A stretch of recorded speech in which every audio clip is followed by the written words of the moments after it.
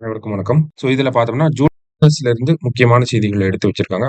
அதுல முதல்ல என்ன சொல்லியிருக்காங்கன்னா, ஃபர்ஸ்ட் பார்த்தோம் அப்டின்னா, அச்சீவ்மென்ட்ஸ் ஆஃப் தமிழ்நாடு அப்படிங்கிறத குடுத்திருக்காங்க. தமிழ்நாடு பொறுத்தவரைக்கும் பார்த்தோம்னா, ஹெல்த் இண்டிகேட்டர்ஸ் குறிப்பா பிரெக்னன்ட் விமன் ரிலேட்டடா இருக்கக்கூடிய ஹெல்த் இண்டிகேட்டர்ஸ்ல நம்ம டாப்பா இருக்கோம் அப்படிங்கிறத சொல்லியிருக்காங்க. அதே மாரி பாப்புலேஷன் கண்ட்ரோல்லயும் நம்ம டாப்பா இருக்கோம் அப்படிங்கிறத சொல்லியிருக்காங்க. அதே மாரி இன்ஸ்டிடியூஷனல் டெலிவரீஸ் அதாவது மருத்துவமனைகளுக்கு போய் பிரசவம் பார்க்கிறது இருக்கு இல்லையா? அததான் இன்ஸ்டிடியூஷனல் டெலிவரீஸ் அப்படின்னு சொல்லுவோம். அதிலயும் highest number of institutional deliveries நம்ம தமிழ்நாட்டுல தான் நடந்திருக்கு. கிட்டத்தட்ட 99% ஆஃப் பர்த் பார்த்தோம்னா, தமிழகத்துல மருத்துவமனைகள்ல தான் நடக்குது அப்படிங்கிறத சொல்லியிருக்காங்க. அடுத்ததா post natal and child care ஃபெசிலிட்டீஸ்லயும் நம்ம தான் டாப். போஸ்ட் நேட்டல் அப்படின்னா பிரசவத்திற்கு பின்பு இருக்கக்கூடிய அந்த பராமரிப்பு இருக்கு இல்லையா? அதுலயும் நம்ம தான் டாப் அப்படிங்கிறத சொல்லியிருக்காங்க. அதிகமான ஸ்பெஷல் எக்கனாமிக் ஜோன்ஸ் அப்படிங்கிறதும் தமிழகத்துல தான் இருக்கு. அடுத்ததா பார்த்தோம்னா, டெக்ஸ்டைல் ப்ராடக்ட்ஸ் இருக்கு இல்லையா? இந்த டெக்ஸ்டைல் ப்ராடக்ட்ஸோட லார்ஜஸ்ட் எக்ஸ்போர்ட்டர் யாரு அப்படின்னு பார்த்தாலும் நம்ம தான்.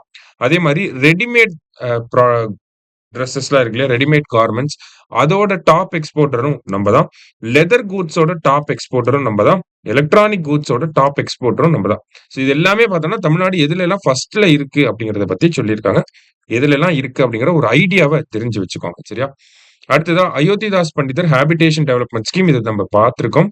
ஆ பார்த்தோம்னா, ஆதிதிராவிடர் மக்கள் இருக்கக்கூடிய பகுதிகள்ல ஹேபிடேஷன் அவங்களோட அந்த குடியிருப்புகள மேம்படுத்தக்கூடிய ஒரு திட்டம் தான் இந்த ஆதி திராவிடர் ஆ ஐ மீன் அயோத்திதாஸ் பண்டிதர் ஹேபிடேஷன் டெவலப்மென்ட் ஸ்கீம் அப்படிங்கிறது. சரிங்களா? சோ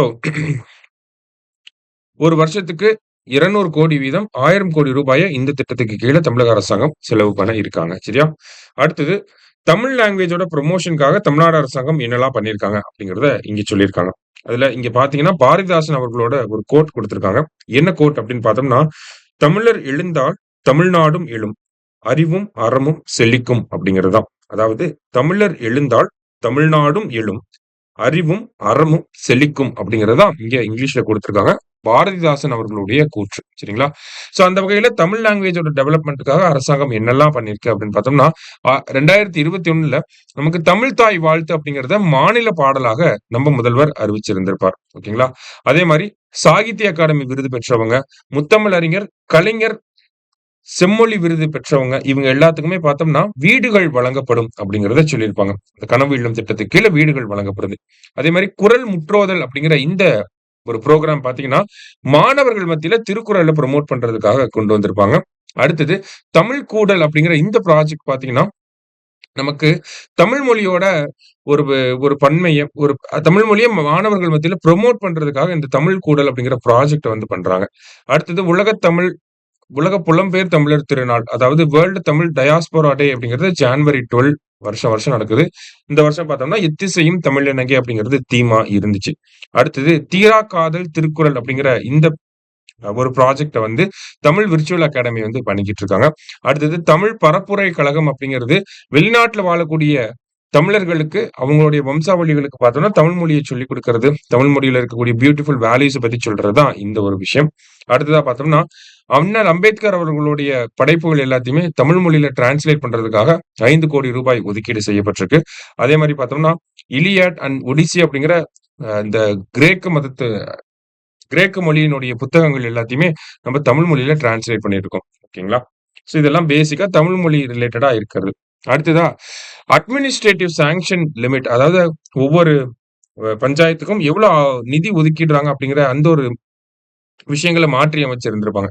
அந்த வகையில பார்த்தோம்னா, ரூரல் பஞ்சாயத்துக்கு ரூ. 5,00,000 பிளாக் பஞ்சாயத்துக்கு பார்த்தோம்னா 25,00,000 டிஸ்ட்ரிக்ட் பஞ்சாயத்துக்கு பார்த்தோம்னா ரூ. 50,00,000 வரைக்கும் இன்கிரீஸ் பண்ணியிருக்காங்க.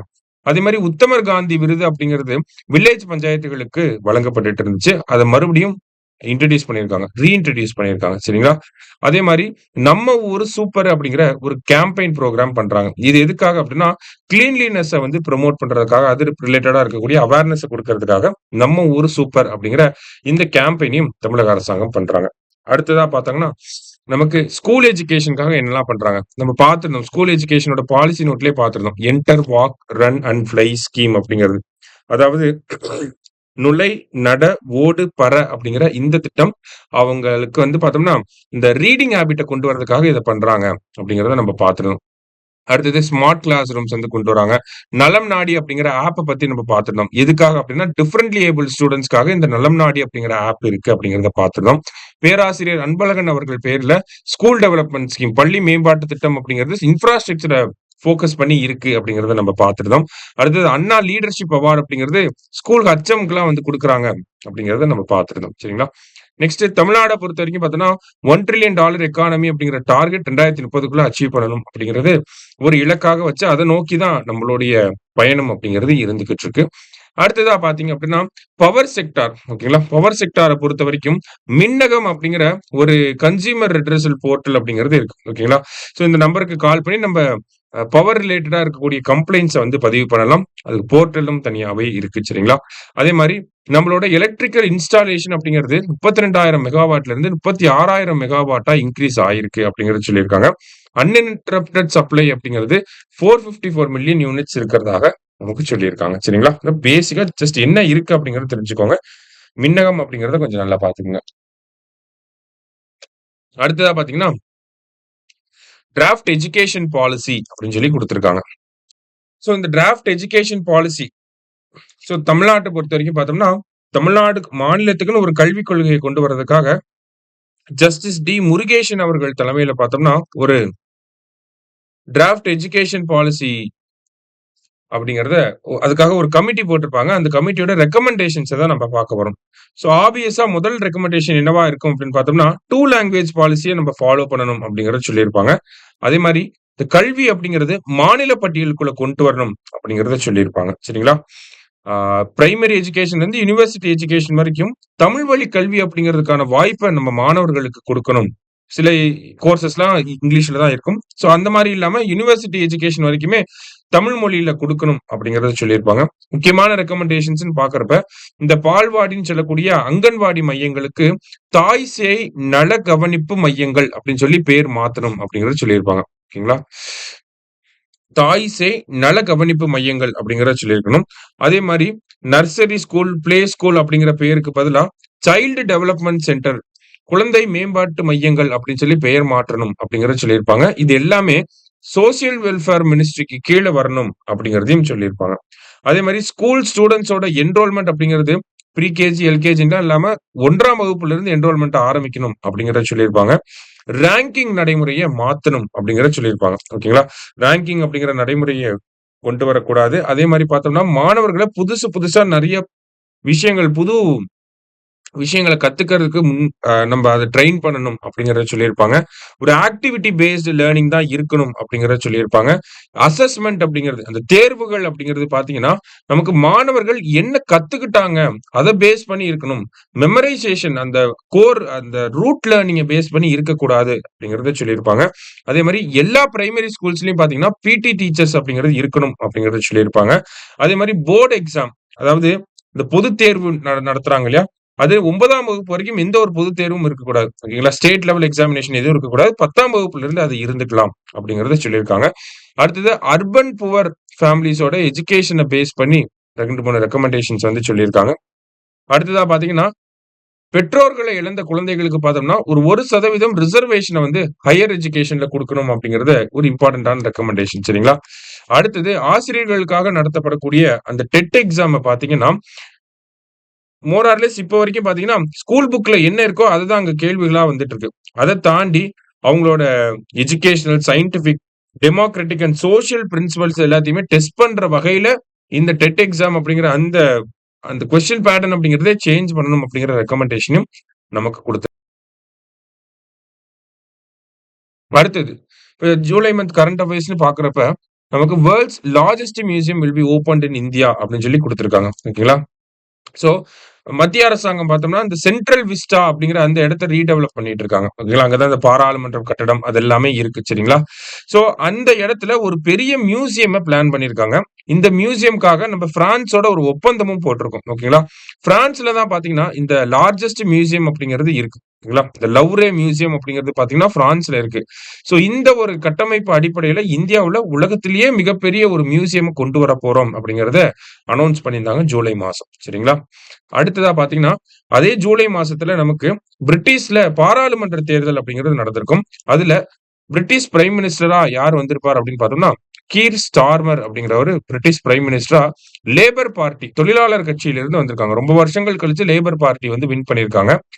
இதுல பார்த்தோம் அப்படின்னா Tamil first Tamil born women ஓகேங்களா, உமா குமாரன் அப்படிங்கிற இவங்க பிரிட்டிஷ் பாராளுமன்றத்துல ஒரு எம்பியா செலக்ட் ஆயிருக்காங்க. நிறைய இந்தியர்கள்னு சொல்ல முடியாது, இந்திய வம்சாவளியை சேர்ந்தவங்களுமே வந்து தேர்வாயிருக்காங்க. அவங்க பேரை தான் இங்க கொடுத்திருக்காங்க. சரியா, இதுல நமக்கு உமா குமரன் அவர்களை பத்தி தெரிஞ்சுக்கிட்டா போதும். Next, Chennai to Vladivostok sea route அப்படிங்கறத கொடுத்திருக்காங்க. சென்னை நமக்கு தெரியும். இந்த விளாடிவோஸ்டோக் அப்படிங்கிற பகுதி எங்க இருக்கு அப்படின்னு பார்த்தோம்னா ரஷ்யாவோட ஈஸ்டர்ன் பார்ட்ல இருக்கு. அதாவது ரஷ்யா அப்படிங்கிற இவ்வளவு பெரிய நாடா இருக்கு அப்படின்னா அதுல இந்த ஈஸ்டர்ன் பார்ட்ல இருக்கிறது தான் விளாடிவோஸ்டோக் அப்படிங்கிற இந்த பகுதி. இங்க இருந்து இந்தியாவுக்கு ஒரு சி ரூட் அப்படிங்கறத பிளான் பண்ணிருக்காங்க. சரிங்களா, சென்னையில இருந்து. ஓகேவா? சோ இப்ப ரஃபா இப்படி வேர்ல்டு மேப் இருக்கு அப்படின்னா சென்னையில இருந்து நமக்கு இந்த பகுதியில ரஷ்யாவை ரீச் பண்றதுதான் இந்த சென்னை டு விளாடிவோஸ்டோக் அப்படிங்கிற சி ரூட். இப்போ எக்ஸிஸ்டிங்கா இருக்கக்கூடிய சி ரூட் அப்படிங்கிறது பாத்தீங்கன்னா நமக்கு அரேபியன் சீல இருந்து ரெட் சி வழியா சூயஸ் கேனல் போய் அங்கிருந்து மெடிட்டரேனியன் சீயை சுத்தி இந்த லண்டன் எல்லாம் சுத்தி நம்ம பீட்டர்ஸ்பர்க் அப்படிங்கிற இடத்துக்கு போவோம். சரிங்களா, சோ இந்த மாதிரி ஒரு லாங் ரூட் அப்படிங்கிறது இருக்கு. இந்த எக்ஸிஸ்டிங் ரூட் வழியா போனோம்னா நமக்கு ரஷ்யாவை ரீச் பண்றதுக்கு 40 நாள் ஆகுது. இதுவே இந்த சென்னை டு விளாடிவோஸ்டோக் இந்த ரீஜியன்ல நம்ம போனோம்னா 24 நாள்ல நம்ம ரஷ்யாவை ரீச் பண்ணிட முடியும். ஓகேங்களா, அதுதான் அட்வான்டேஜ். அதனால ஃபியூவல் சேவ் ஆகுது, காஸ்ட் சேவ் ஆகுது, இது எல்லாமே சேவ் ஆகுது நமக்கு. சரிங்களா, சோ இந்த ஒரு ப்ரொபோசல் அப்படிங்கிறது நமக்கு ஜூலை மாசம் தான் மோர் ஆர் லெஸ் ஃபைனலைஸ் ஆயிருக்கும். சரிங்களா, so Chennai to Vladivostok sea route அப்படிங்கிறது ரொம்ப ரொம்ப இம்பார்ட்டன்டான ஒரு விஷயமா இருக்கு. ஓகேவா? அடுத்தது எஸ்டிஜி இண்டெக்ஸ் அப்படிங்கறத வெளியிட்டு இருந்தாங்க. சோ எஸ்டிஜி இண்டெக்ஸ் அப்படிங்கிறது பாத்தீங்கன்னா யார் வெளியிடுறாங்க அப்படின்னா நித்தி ஆயோக் தான் வெளியிடுறாங்க. சரிங்களா, சோ நித்தி ஆயோக் எவ்வளவு இண்டிகேட்டர்ஸ் பேஸ் பண்ணி வெளியிடுறாங்க அப்படின்னா 16 எஸ்டிஜி கோல்ஸ் 113 இண்டிகேட்டர்ஸ் பேஸ் பண்ணி நமக்கு இந்த எஸ்டிஜி ரிப்போர்ட் அப்படிங்கறத வெளியிடுறாங்க. சரியா, சோ எஸ்டிஜி இண்டெக்ஸை பொறுத்த வரைக்கும் கிளாசிபிகேஷன் அப்படிங்கிறது இருக்கு. இப்போ 0 to 49 மார்க் வாங்கியிருந்தோம் அப்படின்னா அந்த மாநிலத்தை ஆஸ்பிரண்ட் அப்படின்னு சொல்றாங்க. 50ல இருந்து 64 இருந்துச்சுன்னா பெர்ஃபார்மர் அப்படின்னு சொல்றாங்க. 65ல இருந்து 99 இருந்துச்சுன்னா ஃப்ரண்ட் ரன்னர் அப்படின்னு சொல்றாங்க. 100% மார்க் வாங்கியிருந்தாங்க அப்படின்னா அச்சீவர் அப்படின்னு சொல்றாங்க. ஓகேவா? சோ இந்தியாவோட எஸ்டிஜி ஸ்கோர் அப்படிங்கிறது நமக்கு முக்கியம். முதல் எடிஷன்ல பார்த்தோம்னா 57 இருந்துச்சு. இப்போ 4வது எடிஷன்ல பார்த்தோம்னா 71 இன்க்ரீஸ் ஆயிருக்கு. ஓகேங்களா, ரொம்ப ரொம்ப முக்கியமான ஒரு விஷயம். அடுத்ததா பாத்தீங்கன்னா டாப் பெர்ஃபார்மர்ஸ் யாரு அப்படிங்கறத தெரிஞ்சுக்கணும். டாப் பெர்ஃபார்மர் யாருன்னா கேரளாவும் உத்தரகாண்டும் டாப் பெர்ஃபார்மர்ஸா இருக்காங்க. இவங்களோட ஸ்கோர் பாத்தீங்கன்னா 79. இருக்கிறதுலே லாஸ்ட் பிளேஸ்ல யார் இருக்காங்கன்னா பீகார். அவங்களோட ஸ்கோர் என்னன்னா 57. ஓகேங்களா, 57னா அப்ப இந்த அடிப்படையில பாக்குறப்ப பீகார் பெர்ஃபார்மர் அப்படிங்கிற கேட்டகரிக்கு கீழே வருவாங்க. சரியா, சோ இதுல தமிழ்நாடோட அச்சீவ்மெண்ட் அப்படிங்கிறது ரொம்ப முக்கியம். தமிழ்நாடை பொறுத்த வரைக்கும் பார்த்தோம்னா நம்ம 3rd பிளேஸ்ல வந்து இருக்கோம். 78 அப்படிங்கிறது நம்மளோட ஸ்கோர். சரிங்களா, நம்மள பொறுத்த வரைக்கும் பார்த்தோம்னா மொத்தம் 16 கோல்ஸ்ல 13 கோல்ஸ்ல பார்த்தோம்னா ஃப்ரண்ட் ரன்னர் அப்படிங்கிற கேட்டகரியில இருக்கும். Front runner in the sense நம்ம 65ல இருந்து 99 அப்படிங்கிற இந்த மார்க்குள்ள நம்ம இருக்கோம். ஓகேங்களா, 13 கோல்ஸ்ல நம்ம ஃப்ரண்ட் ரன்னர். அச்சீவர் அப்படின்னா 100 அவுட் ஆஃப் 100 எதுல அப்படின்னு பாத்தீங்கன்னா the goal number 7 affordable and clean energy அப்படிங்கிற இந்த கோல்ல பாத்தீங்கன்னா நம்ம அச்சீவர் அப்படிங்கிற கேட்டகரி கீழே இருக்கும். பெர்ஃபார்மர் அப்படிங்கிற கேட்டகரி கீழே 2 goals, goal number 5, goal number 14. ஓகேங்களா, பெர்ஃபார்மர் அப்படின்னா 49ல இருந்து 64 மார்க்குள்ள இருக்கிறது. ஓகேங்களா, அப்ப தமிழ்நாடை பொறுத்த வரைக்கும் நல்லா தெரிஞ்சுக்க வேண்டிய விஷயம் என்னன்னா தமிழ்நாடு அச்சீவர் அப்படிங்கிற கேட்டகரியில கோல் நம்பர் 7 இருக்கு. பெர்ஃபார்மர் அப்படிங்கிற கேட்டகரியில கோல் நம்பர் 5ம் 14ம் இருக்கு. மீதி எல்லாமே பார்த்தோம்னா நமக்கு ஃப்ரண்ட் ரன்னர் அப்படிங்கிறதுல இருக்கு. சரிங்களா, ரொம்ப ரொம்ப ரொம்ப முக்கியமான ஒரு விஷயம். அச்சீவ்மெண்ட்ஸ் அப்படின்னு பார்த்தோம்னா நம்மளோட பாவர்ட்டி அப்படிங்கிறது 2.2% இருக்கு. இதுவே நேஷனல் ஆவரேஜ் அப்படிங்கிறது 14%ல வந்து இருக்கு. சரிங்களா, அதே மாதிரி நம்மளோட அண்டர் வெயிட் அந்த 5 வயசுக்கு உட்பட்டு 5 வயசுக்குன்னு ஒரு வெயிட் இருக்கணும். சோ அதுல இருந்து கம்மியா இருப்பாங்க இல்லையா, சோ அத வந்து அண்டர் வெயிட் அப்படின்னு சொல்றோம். அதே மாதிரி 5 வயசுக்குன்னு ஒரு வளர்ச்சி இருக்கணும். அதை விட கம்மியா இருக்கவங்கள ஸ்டண்டிங் அப்படின்னு சொல்றோம். ஓகேங்களா, சோ இது எல்லாமே பார்த்தோம்னா தமிழ்நாடை பொறுத்த வரைக்கும் 22% அண்ட் 25% இருக்கு. சரிங்களா, அடுத்தது மேட்டர்னல் மார்டாலிட்டி ரேட் அப்படிங்கிறதும் கம்மியா இருக்கு. இன்ஃபேன்ட் மார்டாலிட்டி ரேட் அதை தான் இங்க கொடுத்திருக்காங்க. ஓகேங்களா, நேஷனல் ஆவரேஜை விட நம்ம பெட்டரா பெர்ஃபார்ம் பண்ணியிருக்கோம் அப்படிங்கறத சொல்லியிருக்காங்க. அடுத்ததா பாத்தீங்க அப்படின்னா நம்மளோட gross enrolment ratio higher secondary எஜுகேஷன்ல 81% இருக்கு. ஹையர் எஜுகேஷன்ல பாத்தீங்கன்னா காலேஜஸ் அந்த ஒரு விகிதத்துல பாத்தீங்கன்னா 47% இருக்கு. இது இந்தியாவிலேயே நம்ம தான் டாப் ஸ்டேட்டா வந்து இருக்கும். சரிங்களா? அடுத்தது அன்எம்ப்ளாய்மெண்ட் அப்படிங்கிறது பாத்தீங்கன்னா நமக்கு 4.8% இருக்கு. ஓகேங்களா? அன்எம்ப்ளாய்மெண்ட் ரேட் அப்படிங்கிறது 4.8% இருக்கு. அடுத்தது லேபர் ஃபோர்ஸ் பார்ட்டிசிபேஷன் அப்படிங்கிறது 62%ல நமக்கு இருக்கு. இதெல்லாமே வந்து அந்த எஸ்டிஜி ரிப்போர்ட்ல தமிழ்நாடு ரிலேட்டடா கொடுத்திருந்த முக்கியமான அச்சீவ்மெண்ட்ஸ். சரிங்களா? அதே மாதிரி தமிழ்நாட்டுல பார்த்தோம்னா தமிழ்நாட்டில் இருக்கக்கூடிய குடும்பங்கள் கிட்டத்தட்ட 92% குடும்பங்கள் கையில ஒரு மொபைல் போன் இருக்கு அப்படிங்கறத சொல்லியிருக்காங்க. அதே மாதிரி தமிழ்நாட்டில் இருக்கக்கூடிய குடும்பங்கள் கிட்டத்தட்ட 97% பார்த்தோம்னா ஆதாரால கவர் பண்ணப்பட்டிருக்கு அப்படிங்கிற ஆதார் கார்டு எல்லா 97% குடும்பங்கள் கிட்ட ஆதார் கார்டு இருக்கு அப்படிங்கறதா இந்த இடத்துல சொல்லியிருக்காங்க. சரியா?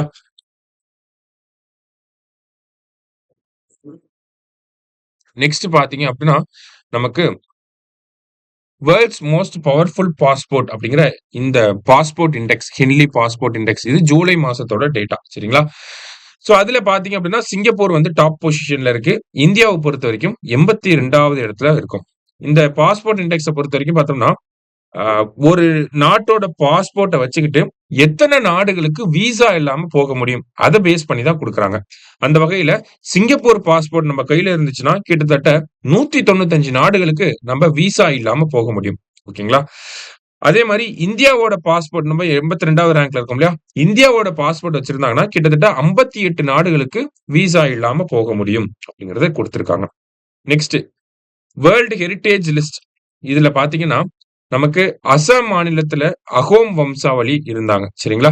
இந்த அகாம் வம்சாவளியோட மொய்தாம்ஸ் அப்படிங்கிற இந்த பரியல் மெத்தட். ஓகேங்களா? மொய்தாம்ஸ் அப்படின்னா பரியல் மெத்தட். ஓகேங்களா? இறந்தவர்களை புதைக்கக்கூடிய அந்த ஒரு முறைக்கு வந்து ஹெரிடேஜ் லிஸ்ட் அப்படிங்கிறது சேர்த்திருக்காங்க.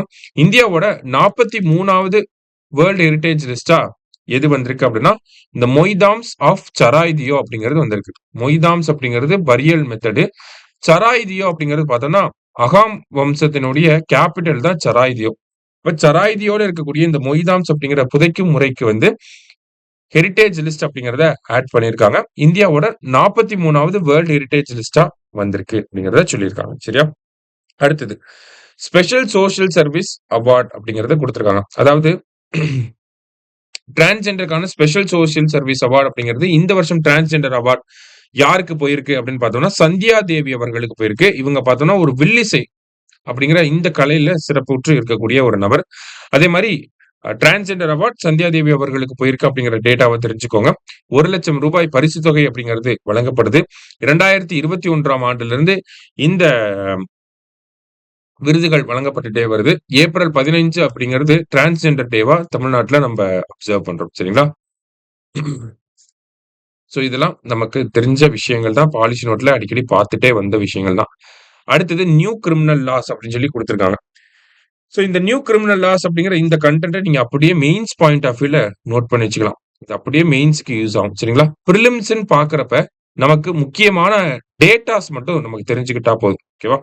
சோ இப்ப நியூ கிரிமினல் லாஸ் பொறுத்த வரைக்கும் பார்த்தோம்னா ஃபர்ஸ்ட் தெரிஞ்சுக்க வேண்டிய விஷயம் இந்த நியூ கிரிமினல் லாஸ் அப்படிங்கிறது நமக்கு எதுக்காக கொண்டு வந்தாங்க அப்படிங்கறது தெரிஞ்சுக்கணும். எதுக்காக கொண்டு வந்தாங்க அப்படின்னா இந்த பிரிட்டிஷ் ஆட்சி காலத்துல கொண்டு வரப்பட்ட சட்டங்களுக்கு பதிலா புதுசா இந்த கால நடைமுறைகளுக்கு ஏத்த மாதிரி இந்த காலத்துல இருக்கக்கூடிய தொழில்நுட்ப வளர்ச்சிகளுக்கு ஏத்த மாதிரி நம்ம சட்டங்களை கொண்டு வரணும் அப்படிங்கிறது தான் அதனுடைய நோக்கமா இருந்துச்சு. அந்த வகையில பாத்தீங்கன்னா Indian penal code, criminal procedure code, அடுத்தது இந்தியன் எவிடன்ஸ் ஆக்ட் இது எல்லாத்தையுமே ரீப்ளேஸ் பண்ணி பாரதிய நியாய சன்ஹிதா அப்படிங்கிறது வந்திருக்கும். ஓகேங்களா? பாரதிய நியாய சன்ஹிதா அப்படிங்கிறது இந்தியன் பீனல் கோடுக்கு பதிலா வந்திருக்கும். அடுத்தது பாரதிய நாகரிக் சுரக்ஷா சன்ஹிதா அப்படிங்கிறது நமக்கு கிரிமினல் ப்ரொசீஜர் கோடுக்கு பதிலா வந்திருக்கும். அடுத்தது பாரதிய சாட்சிய அதிநியம், இந்திய சாட்சிய சட்டம் அப்படின்னு சொல்லுவாங்க. சாட்சி அப்படின்னா சாட்சிய அப்படின்னு சொல்லி ஹிந்தியில வரும், ஞாபகம் வச்சுக்கோங்க. பாரதிய சாட்சிய அதிநியம் அப்படின்னு சொல்லி கொண்டு வந்திருக்காங்க. இந்த சட்டங்கள் எல்லாமே டிசம்பர் 2023ல இயற்றப்பட்டிருக்கும். எப்போ நடைமுறைக்கு வந்துச்சு அப்படின்னு பார்த்தோம்னா, ஜூலை 1, 2024ல இந்த சட்டங்கள் எல்லாமே நமக்கு அமல்படுத்தப்பட்டிருக்கும். சரிங்களா? இந்த சட்டத்த பொறுத்தவரைக்கும் தமிழக அரசாங்கம் 2 விஷயத்த பண்ணியிருப்பாங்க. 1, இந்த சட்டத்துக்கு ஹிந்தி பெயர்கள் வைக்கப்பட்டிருக்கு. இந்த ஹிந்தி பெயர்கள் எல்லாமே ஆர்டிகிள் 348 வயலேட் பண்ற மாதிரி இருக்கு அப்படிங்கிறத நம்ம தமிழக முதலமைச்சர் அவர்கள் சொல்லியிருப்பார். ஓகேங்களா? ஆர்டிகிள் 348 படி என்ன சொல்லியிருப்பாங்க அப்படின்னா, நமக்கு கான்ஸ்டிடியூஷன்ல ஒரு சட்டம் இருக்கு அப்படின்னா, அந்த சட்டத்தோட டெக்ஸ்ட் அப்படிங்கிறது இங்கிலீஷ்ல தான் இருக்கணும் அப்படிங்கிறத சொல்லியிருப்பாங்க. ஓகேவா? சோ அதுதான் ஆர்டிகிள் 348ல சொன்ன விஷயம். அத தமிழக அரசாங்கமும் எடுத்து சொல்லியிருப்பாங்க. அடுத்ததா இந்த நியூ கிரிமினல் லாஸ் அப்படிங்கிறது நமக்கு கன்கரண்ட் லிஸ்ட்ல வருது அப்படிங்கிறத நம்ம தெரிஞ்சுக்கணும். சரிங்களா? கன்கரண்ட் லிஸ்ட்ல வரக்கூடிய ஒரு விஷயம். சோ கன்கரண்ட் லிஸ்ட்ல வரனால தமிழக அரசாங்கம் என்ன பண்ணியிருப்பாங்க அப்படின்னா, ஒரு கமிட்டி வந்து போட்டிருப்பாங்க. சத்யநாராயணன் அவர்கள் தலைமையில ஒரு கமிட்டி போட்டிருப்பாங்க. ஓகேங்களா? சத்யநாராயணன் அவர் பேர். சரிங்களா? அவர் தலைமையில தான் ஒரு கமிட்டி போட்டிருக்காங்க. இந்த கிரிமினல் லாஸ தமிழகத்துக்கு ஏத்த மாதிரி ஒரு சில விஷயங்கள மாடிஃபை பண்ணி குடுக்கணும் அப்படிங்கிறதுக்காக இந்த கமிட்டி போடப்பட்டிருக்கு. சரிங்களா? இன்னும் அந்த கமிட்டியோட ரெக்கமெண்டேஷன்ஸ் நமக்கு வெளியாகல.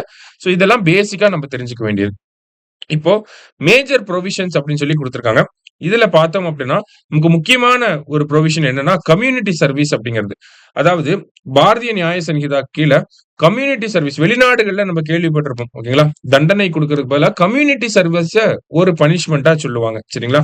சோ அந்த மாதிரி நமக்கு வந்து கிளீன் பண்றது, இந்த மாதிரி ஒரு சமூகத்துக்கு சேவை செய்யக்கூடிய விஷயத்த நமக்கு கம்யூனிட்டி சர்வீஸ் அப்படின்னு சொல்லி சொல்லியிருப்பாங்க. அடுத்ததா பார்த்தீங்கன்னா, இந்த பாரதிய நியாய சங்கீதாவ பொறுத்தவரைக்கும் பார்த்தோம்னா, எவ்வளவு செக்ஷன்ஸ் இருக்கு அப்படிங்கிறத தெரிஞ்சுக்கணும். ஓகேங்களா? இப்ப இந்தியன் பீனல் கோட்ல 511 செக்ஷன்ஸ் இருந்துச்சு. அத ரீப்ளேஸ் பண்ணிட்டு, பாரதிய நியாய சங்கீதால பார்த்தோம்னா, 358 செக்ஷன்ஸ வந்து கொண்டு வந்து சேர்த்திருக்காங்க. சரியா? அடுத்தது பாரதிய நாகரிக் சுரக்ஷா சங்கீதால முக்கியமான விஷயமா என்ன இருக்கு அப்படின்னு பார்த்தோம்னா, இந்த மென்டல் இல்னஸ் அப்படிங்கிற வார்த்தைக்கு பதிலா அன்சவுண்ட்னஸ் ஆஃப் மைண்ட் அப்படிங்கிறத சொல்லியிருப்பாங்க. அடுத்தது கம்யூனிட்டி சர்வீஸ்னா என்ன அப்படிங்கிறத டிஃபைன் பண்ணியிருப்பாங்க. சரிங்களா? சோ முக்கியமான இன்னொரு விஷயம் என்ன அப்படின்னா, ஜீரோ எஃப்ஐஆர். இந்த ஜீரோ எஃப்ஐஆர் அப்படிங்கிறது என்னன்னா, நம்ம முன்னாடிலாம் ஒரு குற்றம் நடக்குது அப்படின்னா, அந்த குற்றத்துக்கு உட்பட்ட காவல்துறை காவல் நிலையத்துல தான் நம்ம போய் கம்ப்ளைண்ட் பண்ற மாரி இருக்கும். ஓகேங்களா? அந்த குற்றம் எங்க நடக்குதோ, அந்த லிமிட்ல வரக்கூடிய போலீஸ் ஸ்டேஷன்ல தான் நம்ம போய் கம்ப்ளைண்ட் பண்ணணும். ஆனா, இந்த ஜீரோ எஃப்ஐஆர் அப்படிங்கிறத கொண்டு வந்ததன் மூலியமா, குற்றம் எங்க நடந்தாலும் வேறொரு இடத்துல கூட நம்ம போய் கம்ப்ளைண்ட் பண்ண முடியும். ஓகேங்களா? இப்ப தமிழ்நாட்டுல அ சென்னையில ஒரு குற்றம் நடக்குதுன்னா, அத நம்ம மதுரையில கூட போய் எஃப்ஐஆர் ஃபைல் பண்ண முடியும். சரிங்களா? அதுதான் இந்த ஜீரோ எஃப்ஐஆர் அப்படிங்கிற நடைமுறை. சரிங்களா? ஜூரிஸ்டிக்ஷன் அப்படிங்கிறது கேன்சல் பண்ணியிருப்பாங்க. சோ இந்த பாரதிய நாகரிக் சுரக்ஷா சங்கீதாவ பொறுத்தவரைக்கும் பார்த்தோம்னா, நமக்கு 531 செக்ஷன்ஸ் இருக்கு அப்படிங்கிறத தெரிஞ்சுக்கணும். அடுத்து பாரதிய சாக்ஷிய அதிநியம்ல புதுசா என்ன சேர்த்திருப்பாங்க அப்படின்னா, இந்த எலக்ட்ரானிக் ரெக்கார்ட்ஸ் ஓகேங்களா? நமக்கு எலக்ட்ரானிக்ஸா நம்ப இப்ப இந்த அ மெமரி கார்டு அந்த மாரியான விஷயங்கள்லாம் இருக்கு இல்லையா? சோ அதெல்லாமே ஒரு எவிடன்ஸா எடுத்துப்போம் அப்படிங்கிறத சொல்லியிருக்காங்க. அதான் சாட்சி அந்த சட்டத்துக்கு கீழ லீகல் ஸ்டேட்டஸ் குடுத்திருக்காங்க அது எல்லாத்துக்குமே. சரிங்களா? சோ இந்த பாரதிய சாட்சி அதிநியத்துல பார்த்தீங்கன்னா, நமக்கு 170 செக்ஷன்ஸ் வந்து இருக்கு. ஓகேங்களா? எவ்வளவு செக்ஷன்ஸ் இருக்கு அப்படிங்கிறத நல்லா தெரிஞ்சுக்கோங்க. சரியா? அடுத்தது one scientist, one product programme. First இதுல இருந்து கேட்டாங்க அப்படின்னா, இத யாரு பண்றாங்க அப்படிங்கிறத கேட்பாங்க. Indian Council of Agriculture Research அவங்க தான் வந்து பண்றாங்க. இவங்களுக்கு கீழ பார்த்தீங்கன்னா, 5000த்துக்கும் மேற்பட்ட ஆராய்ச்சியாளர்கள் வந்து இருக்காங்க. சரிங்களா? சோ ஒவ்வொரு ஆராய்ச்சியாளருக்கும் ஒரு ப்ராடக்ட்ட குடுத்து, அதுல இருந்து ரிசர்ச் அண்ட் டெவலப்மென்ட் பண்ண சொல்லியிருக்காங்க. ஓகேங்களா? சோ அதுதான் இந்த ஒன் சயின்டிஸ்ட், ஒன் ப்ராடக்ட் அப்படிங்கிற புரோகிராம். நமக்கு ஐகார் அப்படிங்கிறது பார்த்தீங்கன்னா, 1929ஆம் ஆண்டு உருவாக்கப்பட்டிருக்கும். ஹெட் குவார்ட்டர்ஸ் எங்க இருக்குன்னா, டெல்லியில இருக்கு. சரிங்களா? அடுத்தது வேர்ல்ட் பாப்புலேஷன் ப்ராஸ்பெக்ட்ஸ் அப்படின்னு சொல்லி குடுத்திருக்காங்க. இந்த வேர்ல்ட் பாப்புலேஷன் ப்ராஸ்பெக்ட்ஸ் அப்படிங்கிறது பார்த்தீங்கன்னா, ஒவ்வொரு வருஷமும் ஜூலை 11ஆம் தேதி நமக்கு வேர்ல்ட் பாப்புலேஷன் டேவா இருக்கு. அந்த அன்னைக்கு இந்த ரிப்போர்ட்ட வந்து ரிலீஸ் பண்ணுவாங்க. அந்த வகையில பார்த்தீங்கன்னா, வேர்ல்டோட குளோபல் பாப்புலேஷன் எப்ப உச்சத்துக்கு போகும் அப்படின்னு பார்த்தோம்னா, அரவுண்ட் 2070 டூ 2080ஸ்ல பார்த்தீங்கன்னா, வேர்ல்டோட பாப்புலேஷன் 10.3 பில்லியன் இருக்கும் அப்படிங்கிறத சொல்லியிருக்காங்க. வேர்ல்டு லெவல்ல இப்ப கரண்ட் பர்த் ரேட் அப்படிங்கிறது பார்த்தீங்கன்னா, 2.25 அப்படிங்கிறத சொல்லியிருக்காங்க. லைஃப் எக்ஸ்பெக்டன்சி அப்படிங்கிறது நமக்கு 73.3 இயர்ஸா இருக்கு அப்படிங்கிறத சொல்லியிருக்காங்க. அடுத்தது ஏர்லி பிரெக்னன்சிஸ் அப்படிங்கிறதுமே வந்து நமக்கு கொஞ்சம் கொஞ்சமா வந்து கம்மியாயிட்டே வருது அப்படிங்கிறத சொல்லியிருக்காங்க. ஓகேங்களா? நெக்ஸ்ட் இந்தியாவோட பாப்புலேஷன் எப்போ உச்சத்துக்கு போகும் அப்படின்னா, அரவுண்ட் 200 ஐ மீன் 2060 ஸ்டார்டிங்ல வந்து பார்த்தோம்னா, நம்ம வந்து பீக் பாப்புலேஷன் அட்டைன் பண்ணுவோம். நம்ம தான் அதே மாரி அந்த காலகட்டம் வரைக்குமே வந்து ஒரு லார்ஜஸ்ட் பாப்புலேஷன் இருக்கக்கூடிய நாடாகவும் இருப்போம் அப்படிங்கிறத சொல்லியிருக்காங்க. சரியா? ஸோ இந்த ஒரு ரிப்போர்ட்ட பொறுத்தவரைக்கும் பார்த்தோம்னா, United Nations Department of Economic and Social Affairs அவங்க தான் வந்து வெளியிடுறாங்க. தேசா அப்படிங்கிற இவங்க. ஸோ இவங்கள பொறுத்தவரைக்கும் பார்த்தோம்னா, 1948ல தொடங்கப்பட்டிருக்கும். நியூயார்க்ல தான் இவங்களோட ஹெட் குவார்ட்டர்ஸ் வந்து இருக்கு. ஓகேவா? So committee to study 3 new criminal laws இத தான் நம்ம பார்த்தோம். யார் தலைமையில போடப்பட்டிருக்கு அப்படின்னு பார்த்தோம்னா, சத்யநாராயணன் அவர்கள் தலைமையில போடப்பட்டிருக்கு. சரிங்களா? அடுத்தது லாங்குவேஜ் அட்லஸ் ஆஃப் தமிழ்நாடு. ஓகேங்களா? So language atlas of Tamil Nadu அப்படிங்கிறது பார்த்தீங்கன்னா, நமக்கு 2011 சென்சஸ் அடிப்படையில தமிழகத்துல ஒவ்வொரு மொழியைச் சேர்ந்தவங்க இப்ப தமிழ் மொழி எவ்வளவு பேர் பேசுறாங்க, இங்கிலீஷ் மட்டும் எவ்வளவு பேர் பேசுறாங்க, தெலுங்கு எவ்வளவு பேர் பேசுறாங்க அப்படிங்கிற இந்த டேட்டாவ நமக்கு பிரசன்ட் பண்ணியிருப்பாங்க. சரிங்களா? சோ, இந்த லாங்குவேஜ் அட்லஸ் ஆஃப் தமிழ்நாடு அப்படிங்கிறது இந்த மாரி செகண்ட் டைமா இப்பதான் வந்திருக்கு நமக்கு. சரிங்களா? ஃபர்ஸ்ட் டைமா எப்போ வந்திருக்கும்னா 2004ல 1991 சென்சஸ் டேட்டாவ பேஸ் பண்ணி நமக்கு தமிழ்நாட்டுக்கான லாங்குவேஜ் அட்லஸ பப்ளிஷ் பண்ணியிருப்பாங்க. இப்போ 2011 சென்சஸ பேஸ் பண்ணி பார்த்தோம்னா, நமக்கு லாங்குவேஜ் அட்லஸ் அப்படிங்கிறத பப்ளிஷ் பண்ணியிருக்காங்க. அதுல முக்கியமான கண்டுபிடிப்புகள் என்ன இருக்கு அப்படின்னு பார்த்தோம்னா, தமிழ்நாட்டுல இங்கிலீஷ் பேச தெரிஞ்ச ஆட்கள் பார்த்தோம்னா 18.49% இருக்காங்க. அதே மாரி பார்த்தோம்னா, ஹிந்தி தெரிஞ்ச பாப்புலேஷன் அப்படிங்கிறது 2% தான் இருக்காங்க. தமிழ்நாட்டுல அதிகமா பேசக்கூடிய 5 மொழிகள் என்ன அப்படின்னு பார்த்தோம்னா, முதல் இடத்துல தமிழ், 2ஆம் இடத்துல தெலுங்கு, அடுத்தது கன்னடா, உருது, அப்புறமா மலையாளம் அப்படிங்கிற இந்த 5 மொழிகள் வந்து இருக்கு. இந்த டேட்டாவ தெரிஞ்சுக்கிட்டா போதும். சரிங்களா? அடுத்தது யூனியன் பட்ஜெட் 2024 அப்படிங்கிறத குடுத்திருக்காங்க. சோ இந்த யூனியன் பட்ஜெட்ட பொறுத்தவரைக்கும் பார்த்தோம்னா, நமக்கு ஜூலை ஐ மீன் 2024 அப்படிங்கிறது எலக்ஷன் இயரா இருந்துச்சு. அதனால அந்த 2024 பிப்ரவரில வந்த பட்ஜெட் வந்து இன்டரிம் பட்ஜெட்டா இருக்கும். இடைக்கால பட்ஜெட் பிரசன்ட் பண்ணியிருப்பாங்க. அதுக்கப்புறமா ஆட்சி அமைச்ச அரசாங்கம் மறுபடியும் வந்து ஒரு முழு பட்ஜெட் அப்படிங்கிறத தாக்கல் பண்ணியிருப்பாங்க. சோ அதுதான் இங்க நம்ம குடுத்திருக்கோம். யூனியன் பட்ஜெட் 2024 அப்படின்னு சொல்லி. ஓகேங்களா? சோ இந்த பட்ஜெட்ட பொறுத்தவரைக்கும் பார்த்தோம்னா, ஃபோக்கஸ் ஏரியாஸ் அப்படிங்கிறது ஒரு 4 ஃபோக்கஸ் ஏரியாஸ் இருந்துச்சு. கரீப் அப்படின்னா புவர் பீப்பிள ஃபோக்கஸ் பண்ணி இருந்துச்சு. மஹிளா அப்படின்னா விமன ஃபோக்கஸ் பண்ணி இருந்துச்சு. யுவா அப்படின்னா யூத்த ஃபோக்கஸ் பண்ணி இருந்துச்சு. அதே மாரி அன்னதத்தா அப்படின்னா ஃபார்மர்ஸையும் ஃபோக்கஸ் பண்ணி இருந்துச்சு அப்படிங்கிறத குடுத்திருக்காங்க. சரியா? இதுல முக்கியமான அறிவிப்புகள் என்னலாம் இருந்துச்சு அப்படின்னு பார்த்தோம்னா, நமக்கு ஒரு 109 ஹை யீல்டிங் வெரைட்டி சீட்ஸ வந்து ரிலீஸ் பண்ண போறோம் அப்படிங்கிறத சொல்லியிருந்தாங்க. சரிங்களா? 109 ஹை யீல்டிங் வெரைட்டி சீட்ஸ் அதாவது 32 கிராப்ஸ் ஓகேங்களா? இந்த 32 கிராப்ஸோட 109 வெரைட்டீஸ்ல ஹை யீல்டிங் சீட்ஸ வந்து நாங்க அ ரிலீஸ் பண்ணுவோம் அப்படிங்கிறத மத்திய அரசாங்கம் சொல்லியிருந்தாங்க. அடுத்தது ஒரு 10,000 பயோ இன்புட் ரிசோர்ஸ் சென்டர்ஸ் அப்படிங்கிறத கொண்டு வர போறோம் அப்படிங்கிறத சொல்லியிருப்பாங்க. அடுத்ததா ஆத்ம நிர்பார்த்தா அப்படின்னு பார்த்தோம்னா, செல்ஃப் ரிலையன்ஸ் தற்சார்பு அப்படின்னு சொல்லுவாங்க. ஓகேங்களா? சோ இந்த கிரவுண்ட் நட், மஸ்டர்ட் இந்த மாதிரியான விஷயங்கள்ல இதுல இருந்து வரக்கூடிய ஆயில் சீட்ஸ் இந்த ஆயில் புரொடக்ஷன்ல வந்து நம்ம செல்ஃப் ரிலையன்ஸ நோக்கி நகரப் போறோம் அப்படிங்கிறத குடுத்திருப்பாங்க. ஓகேங்களா? அடுத்தது எம்ப்ளாய்மென்ட்க்காக பிரைம் மினிஸ்டர்ஸ் பேக்கேஜ் அப்படின்னு சொல்லி ஒரு 3 திட்டங்கள் வந்து இருந்திருக்கும். ஓகேங்களா? சோ அதுல ஸ்கீம் ஏ, ஸ்கீம் பி, ஸ்கீம் சி அப்படிங்கிறத சொல்லியிருப்பாங்க. ஸ்கீம் ஏ அப்படிங்கிறது முதல் முறையா வேலைக்கு போறவங்களுக்கு. ஓகேங்களா? அவங்களுக்கு ஒரு 3 இன்ஸ்டால்மென்ட்ல ரூ. 15,000 பிரிச்சு பிரிச்சு குடுப்பாங்க.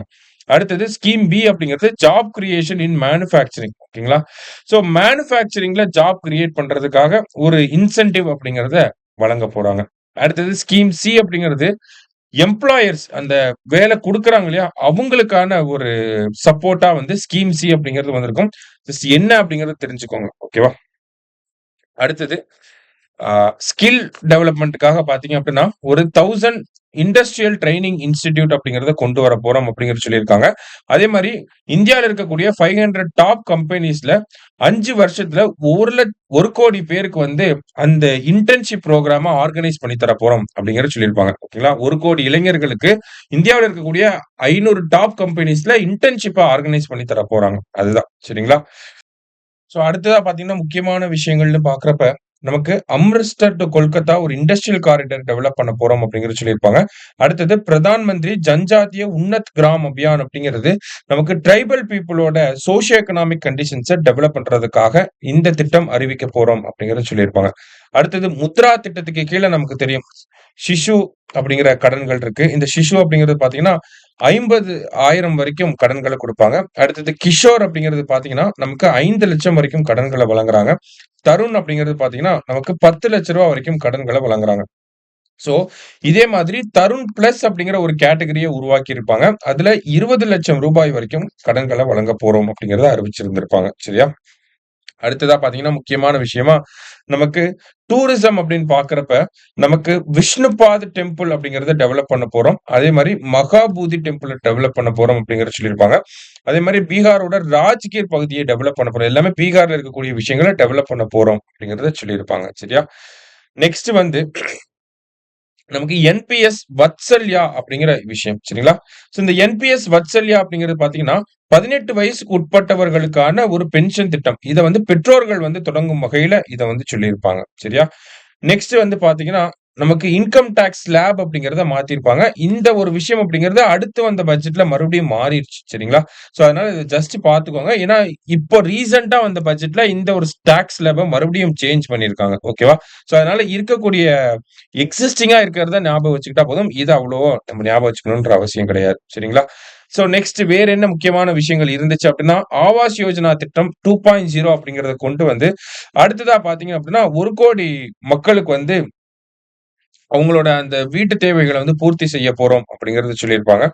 சோ இந்த மாரி முக்கியமான விஷயங்கள் இதெல்லாம் தான். சரிங்களா? நம்ம போன பட்ஜெட் அப்படின்னு 2024 பட்ஜெட்ன்னு பார்க்கிறப்ப ரொம்ப ப்ரிசைஸா, கிறிஸ்பா இருக்கக்கூடிய விஷயங்கள மட்டும் தெரிஞ்சுக்கிட்டா போதும். ஏன்னா, அதுக்கப்புறமா நமக்கு பட்ஜெட் வந்துருச்சு. நெறைய சேஞ்சஸ் அந்த பட்ஜெட்ல வந்து பண்ணிட்டாங்க. இன்க்ளூடிங் டாக்ஸ் ஸ்ட்ரக்சர்லேருந்து எல்லாமே. சரியா? சோ லாஸ்ட்டா பார்த்தீங்க அப்படின்னா, நமக்கு இம்பார்ட்டன்ட் டேஸ் அண்ட் தீம்ஸ் வந்து குடுத்துருக்காங்க. சோ இத ஒரு டைம் நல்லா வாசிச்சுட்டு, அதோட தீம்ஸையும் நல்லா பார்த்துக்கோங்க. சரியா? சோ நம்ம ஜூலை மந்த் கரண்ட் அஃபேர்ஸ பார்த்துருக்கோம். நன்றி.